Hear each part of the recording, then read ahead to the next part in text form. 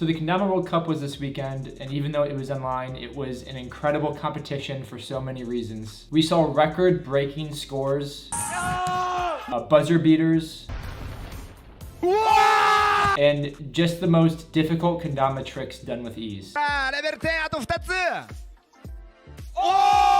In this video, I'm going to analyze the top 3 runs and how they compare to previous KWCs. I also talked with Nick Gallagher, winner in 2018. But first, let's just start with a really quick summary of the rules. About 3 months prior to the event, Gloken, who hosts KWC, posts 120 tricks on their YouTube channel. The tricks are broken down into 12 levels, so 10 tricks per level. Level 1 are the easiest tricks worth the least amount of points, and level 12 are the hardest tricks worth the most amount of points. In the competition, you get 3 minutes to rack up as many points as possible, but there is a catch. Tricks aren't necessarily worth their level. They're worth their level squared.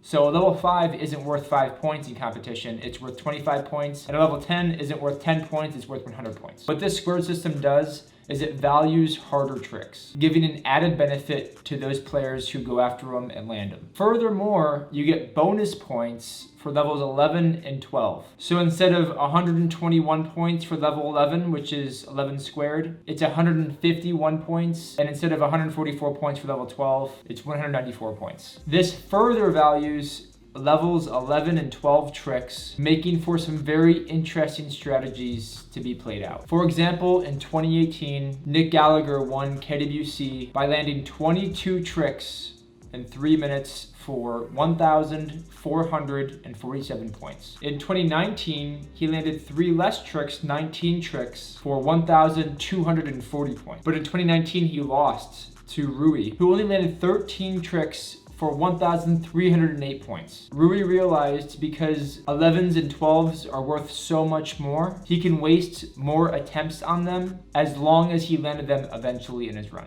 In 3 minutes, players average 35 to 45 attempts. So with Nick going for 19 tricks, he needed to land his attempts half the time. But with Rui only going for 13 tricks, he only needed to land his attempts 25 to 30% of the time. I asked Nick about this strategy, and this is what he said. Dude, you just look at his tricks, and they're all just high level, and it's like, wait a second, have I been doing this wrong the entire time? Because earlier, before that, it's always like if you go super fast, it's usually going to work out. Like, you don't want to get stuck on a trick, so that's why you kind of do those 7s and 8s, or like maybe like a quick 5 or 6 at the very first start. Last weekend at KWC 2021, Rui's strategy definitely influenced the top 3 finalists. Not only with extremely long strings, but a strategy of focusing on less tricks that are worth way more. So here are the trick lists of Yasu, Maharu, and Tiblex, who got 1st, 2nd, and 3rd. You can see Yasu landed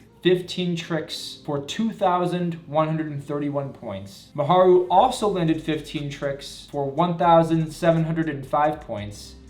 And Tiblex landed 18 tricks for 1,664 points. Back to my point about a small trick list with high level tricks. Yasu went for 5 level 11s and 4 level 12s, while Maharu went for 5 level 11s and 1 level 12, and Tiblex went for 2 level 11s and 2 level 12s. This is a perfect example of the effect of Gloken's rules, not only squaring tricks, but also giving bonus points to levels 11s and 12s. Less tricks at a higher level will score so much more than more tricks at a lower level. But I don't want to attribute all the success of just taking advantage of bonus points. You need to be exceptionally good at Kendama to land these tricks just once, but to land them all within 3 minutes back to back is insane. Yasu's performance is definitely the best performance I've ever seen in my life. 2,131 points. In the history of KWC, no one has beaten 1,500. Furthermore, it was 400 points more than Maharu's 2nd place run, which is the biggest difference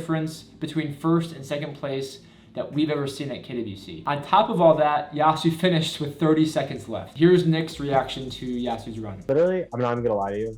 I saw him pull up with the run, and I was like, okay, he's not hitting that. That is just too crazy. I said that out loud. I was like, no. And then about a minute and a half in, I was like, oh. I was like, oh, okay. I was like, he's hitting it. It's over. He got to the 12s, and I was like, why do I think he's gonna blaze through these 12s because they're 12s, and I'm like, oh wait, okay, yeah, it's.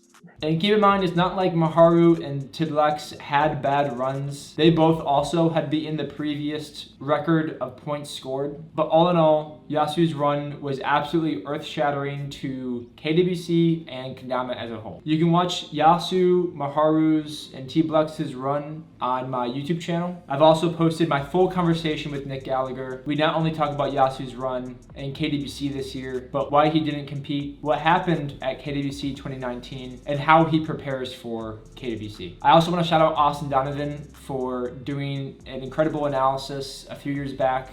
You can listen to his podcast on the Dama Nerds. But anyway, that's the video. So congrats to Yasu and Maharu and Tidlex. Thank you, Austin and Nick and Gloken, for hosting an event like this. I'm super excited for next year. I'm expecting it to be in person. So I'd love to see how Takuya and Yasu can compete on stage, especially if Nick is back.